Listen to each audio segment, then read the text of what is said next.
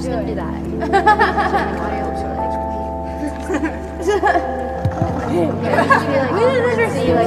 What's up guys, welcome back to Real Talk. So in today's video, you've probably seen it from the title, a lot you probably already know from social media.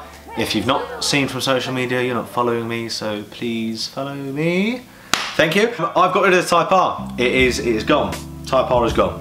What I'm going to be addressing in this video is what I'm looking at getting next. I'm not going to say exactly what it is, why I've got rid of the Type R and how I managed to change my car so quickly, because those are probably the most frequently asked questions I've had on Instagram and in the comments on YouTube.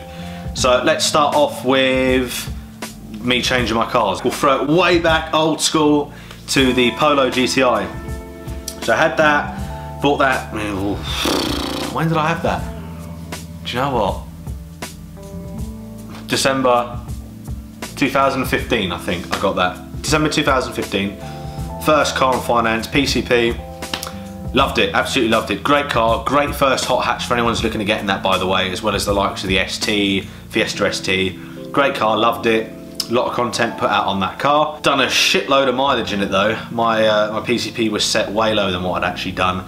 But luckily, my brother was working for BMW. There was a fantastic offer on at the time for the M140, and he said, "Chris, look, I can get you into an M140 for this, including the loads of negative equity you're in." So I was like, yeah, 0% finance, let's do it. So the M140, which I think is probably the most popular car on the channel that I've had, because I'm not going to say my YouTube channel blew up, but certainly a lot of content was put out on that car, a lot of memories built on that car, a lot of my subscribers are from that car.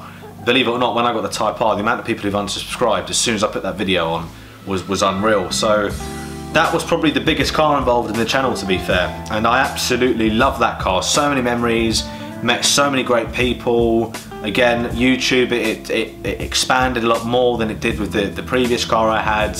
Went to Germany in it, just a great car, and I had that for over a year. No, just under a year.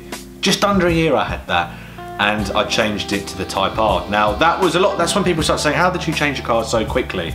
So that car, I was in a lot of negative equity. I'm not going to get into the million reasons, well, it's not a million reasons, the few 4 or 5 reasons why I decided to change that to the Type R, because I did discuss that in the previous video, so if you've not seen that, check it out. But the Type R, I'd always wanted one. I used to work at Honda. I remember looking at figures before I got the M140, and I just wasn't prepared to pay that. You're talking a few thousand in, 700 quid a month, something like that. And I just thought, no bloody way. But I remember driving and thought, wow, this is a proper driver's car. So I did end up buying the Type R cash and paid off the £6,000 negative equity I was in on the BMW, and had the Type R. Now a lot of people say, do you miss it?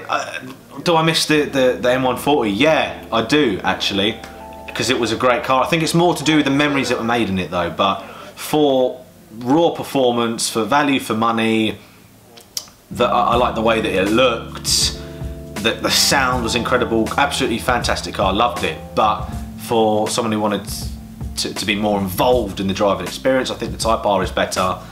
Far better handling, far better capability in regards to the track work and things, and that was what I was planning to do with the car, because believe it or not, I remember having a chat with my other half, and she was like, yeah, you can change it if you keep this car a few years. So, you know, a few months later the car is gone. But the Type R is definitely cut out more for track work. So anyone who's looking at getting that kind of car, just my advice is test drive them all. Don't care if you're wasting people's time, test drive them all, because everybody has their own preferences, and that's probably the best way of finding the perfect car for you. So the Type R, wanted to get out of my system, had that, intended on keeping it, and a month and a half later it is gone. So what am I planning on getting next? So, well, what am I getting next? What have I bought? I'm not gonna tell you that, as I said. It is an old Japanese car. So in the meantime, as a second car, I've bought this. Look, just look at it. Absolutely stunning. 2003 Polo, Dent edition. So it's called Denty. 600 quid. I don't give a shit. I really don't care what it looks like. I don't care what I'm seeing in now. I'm past that. But that is just the car to run me to shops, to get me to and from work, just so I can keep this, I almost said it, just so I can keep this other car in the garage and take it out on sunny days, take it out for drives. It's gonna be like a weekend car just to keep the mileage off. So why did I decide to get this car? I've always wanted one. As a kid, used to play it, used to save up on Gran Turismo to buy this car. It's not the colour that I wanted, because they're just so hard to find in that colour. But it's something I've always wanted. I've never had the testes, the ball sack, to actually buy it due to maintenance costs, due to it being old, insurance, things like that. And I just thought, you know what? It's popped up. You only live once, Chris. Just do it because you won't regret it. Because every time I looked, the car's going up and up and up in value. So before I got when I got the M140, before I got the Type R, I was looking at it, and then when I got the Type R, looking at it again. So I thought, yeah, I'll do it, because it turns out it was a friend of a friend's car, so he knew the car really well, properly looked after, excellent condition, fully maintained, and it was just an offer that I couldn't refuse. So just to throw it out there now, it's not, you know, 40, 50, 60 grand's worth of car. No way, not got that much money. So that should eliminate a few cars there now. A lot of you probably have already guessed what car it is, but that will be here, hopefully, fingers crossed, next week. And that'll be the first time that you see it. I will be doing a reveal video on it. So I am super excited. It is the fastest car I've had. I've been in a few. My dad's owned one. I've always wanted one. There's different, you know, there's different models of this particular car, and everyone likes their own. I prefer this one.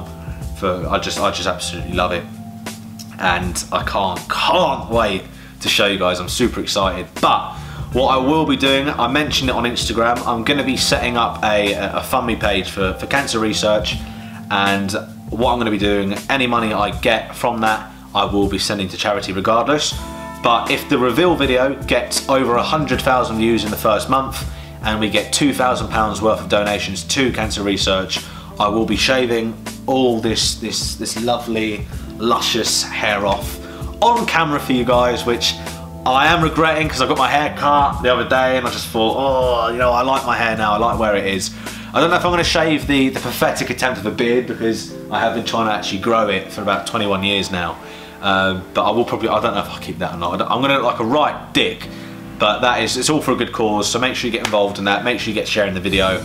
I'd like to think we get way over £2,000 anyway, just if every one of my subscribers donated £1, you know, that goes a long way. So that will be in the next video, and the next time you see me, hopefully I will be in the new car. So thank you for watching this video. I know it's a bit of a boring one, but I'll see you next time. Take care.